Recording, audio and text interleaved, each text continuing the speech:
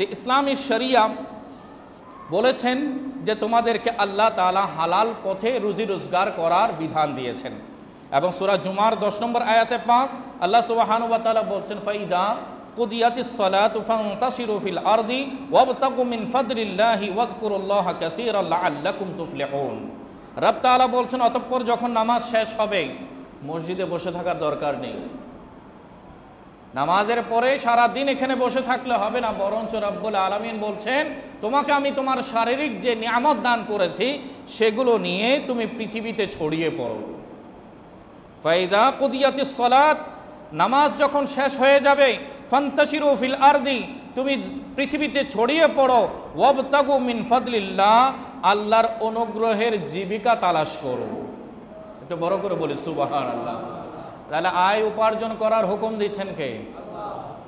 আল্লাহ সব সৃষ্টির রিজিক বরাদ্দ ব্যবস্থা করেছেন, আবার রিজিক উপার্জন করার পথ পদ্ধতির ব্যাপারেও আমাদেরকে দিক নির্দেশনা দান করেছেন।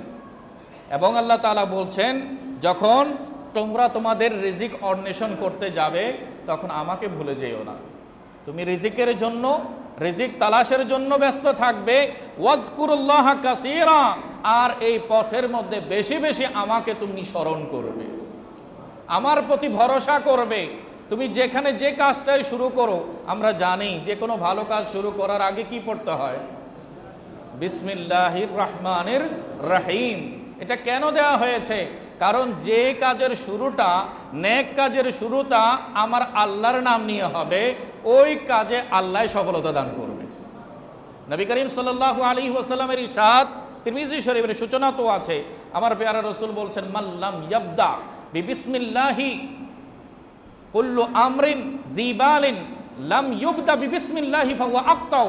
কোনো বান্দা ভালো কাজ, কল্যাণের কাজ, মঙ্গলের কাজ শুরু করছে, তো জীবিকা উপার্জন করা নিঃসন্দেহে ভালো কাজ, পরিবারের সমস্ত চাহিদা পূরণ করা নিঃসন্দেহে ভালো কাজ, কিন্তু সেটার সূচনায় নবী মুস্তাফা বলছেন যে ভালো কাজের সূচনায় বিসমিল্লাহ বলবে না, আল্লাহর নাম নেবে না, আল্লাহর জিকির করবে না, তার কাজ সফল হবে না। বাহ্যিক দৃষ্টিতে মনে হতে পারে যে কাজটা তো সফলতার দ্বার প্রান্তে, একেবারে কাছাকাছি চলে গেছে, কিন্তু কাঙ্ক্ষিত সফলতা সেখান থেকে অর্জন হবে না, বরকত হবে না। কিছু অর্থ কিংবা কিছু সম্পদ আমার আপনার অর্জিত হতে পারে, কিন্তু ওই সম্পদ বেশি দিন আমার আপনার কাছে থাকবে না। দেখা যাবে এমন একটা বিপদ পেয়ে বসেছে, উপার্জন করার সাথে সাথে আবার হাত খালি হয়ে গেছে। রব তাআলার দরবারে আমরা দোয়া করব এবং সতর্ক থাকব প্রতি মুহূর্তে যেন উপার্জনের ক্ষেত্রে আমরা রবের জিকিরের মধ্যে রত থাকি। আল্লাহ তাআলা আমাদের সবাইকে তৌফিক নসিব করুক, আমিন।